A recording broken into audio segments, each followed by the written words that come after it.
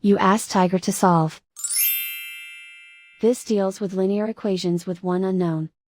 The final result is m equals 11/10. Let's solve it step by step. Group all constants on the right side of the equation.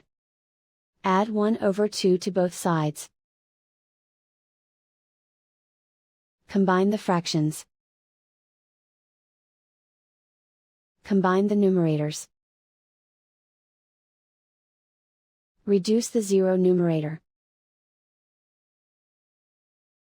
Simplify the arithmetic. Find the lowest common denominator.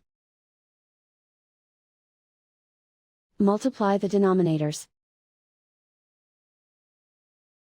Multiply the numerators. Combine the fractions.